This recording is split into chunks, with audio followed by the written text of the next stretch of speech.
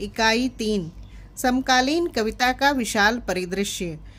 प्रमुख कवि। अज्ञेय के काव्य मुहावरे के चूक जाने के बाद नई कविता का युग भी समाप्त हो गया। अज्ञेय ने कविता के लिए एक सौंदर्य शास्त्र का निर्माण किया था, पर वह भी इतिहास की वस्तु बन गया।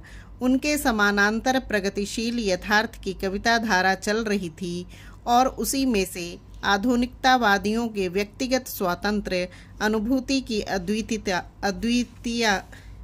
अद्वितीयता, क्षणवाद, नव्य रहस्यवाद, शीत युद्ध के प्रभाव आदि को छोड़कर नई राह बनाई गई। प्रगतिशील विचारधारा को केंद्र में रखकर महत्वपूर्ण कविता रची गई। एक प्रकार से समकालीन कविता निराला मुक्ति बोध की दिशा दृष्टि का नया विस्तार है, जिसमें प्रतिगामी शक्तियों से निरंतर जूझने की चाह है। समकालीन कविता में कई धाराएं सक्रिय हैं। इनमें प्रमुख हैं प्रगतिशील यथार्थ की धारा। इसमें मुक्तिबोध, त्रिलोचन, नागार्जुन, केदारनाथ अग्रवाल, शमशेर, सर्वेश्वर, रघुवीर सहाय, धूमिल, श्रीकांत वर्मा, कुमार विमल, रमेश चंद्र शाह, मंगलेश डबराल, प्रयाग शुक्ल, गिरधर गोपाल, लीलाधर जगूड़ी, अरुण कमल आदि कवियों का विशाल कवि मंच है। प्रयाग के परिमल विचार मंच से जुड़े कवि लक्ष्मीकांत वर्मा, जगदीश गुप्त, विजय देव नारायण शाही, धर्मवीर भारती आदि का सृजन भी समकालीन कविता की एक महत्वपूर्ण धारा का अंग है। तार सप्तक के कवियों में गिरिजा कुमार माथुर, नरेश मेहता, भवानी प्रसाद मिश्र, शंकुत माथुर, हरि नारायण व्यास आदि ने भी समकालीन जीवन के यथार्थ को खास ढंग से परिभाषित किया है। स्वाधीनता आंदोलन से जुड़े कवियों में माखनलाल चतुर्वेदी, बालकृष्ण शर्मा, नवीन आदि की राष्ट्रीय सांस्कृतिक काव्यधारा भी इस काल में सक्रिय रही है।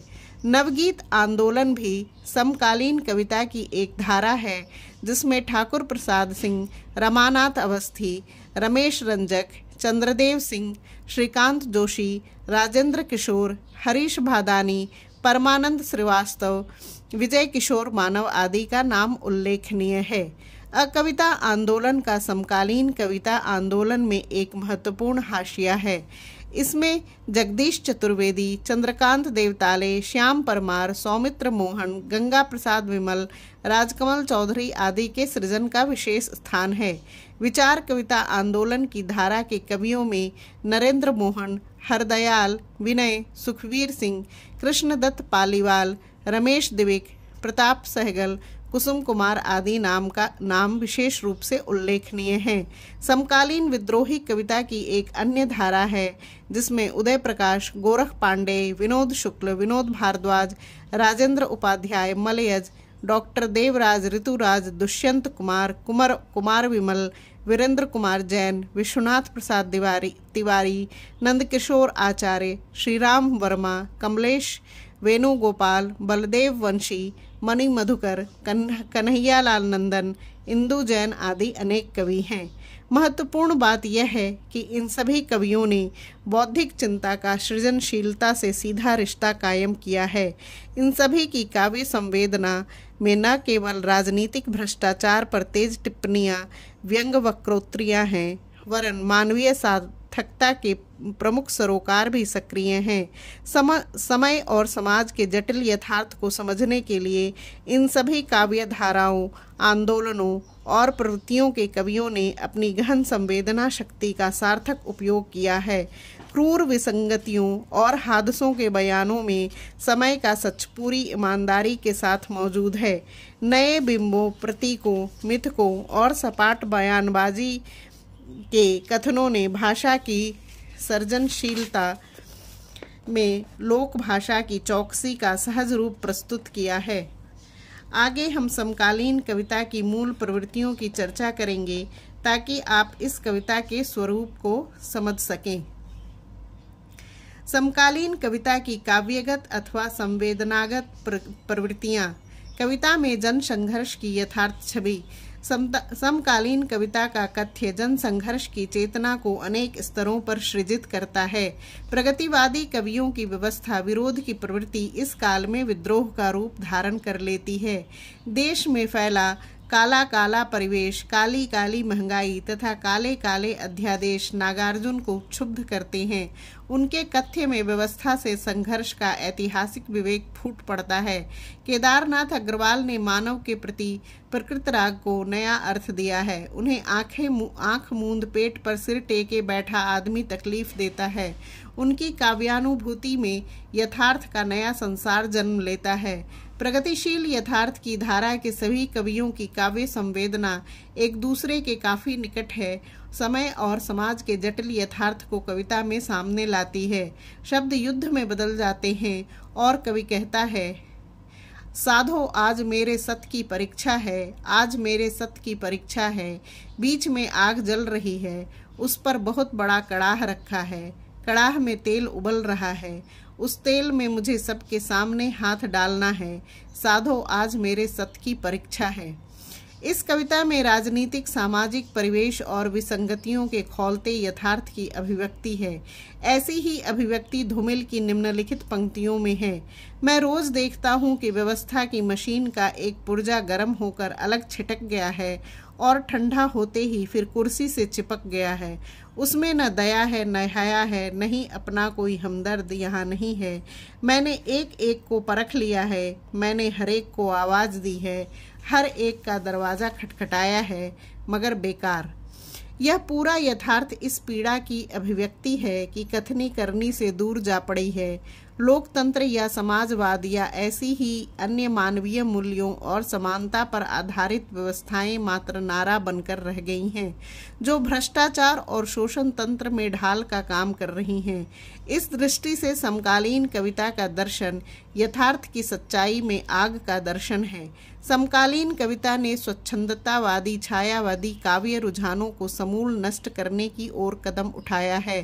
कुंवर नारायण, केदारनाथ सिंह, धूमिल नेहरू युग के अंत के काव्य मुहावरे को काव्य में परिभाषित करते हैं। इन्हीं के कदमों पर आगे बढ़ती हुई पूरी युवा पीढ़ी की कविता में गुस्सा, खीज और युत्सा भर गई है। कवि अराजकता और पूंजीवादी लूट तंत्र के खिलाफ संघर्ष कर रहे हैं। इसी दौर में आधुनिकतावादियों और अकवितावादियों ने यौन क्रांति की कविता भी लिखी थी, जो चालू मुहावरे के रूप में ही रही। उसका स्वागत नहीं किया गया। अकवितावादियों की निराशा, हताशा और यौन कुंठाओं को उजागर करने वाली यह कविता इतिहास के पन्नों में ही खो गई। आरंभ में धूमिल, राजकमल चौधरी, श्याम परमार आदि ने अकवितावादियों का साथ दिया था, किंतु जल्दी ही उन्होंने दूसरी राह पकड़ ली।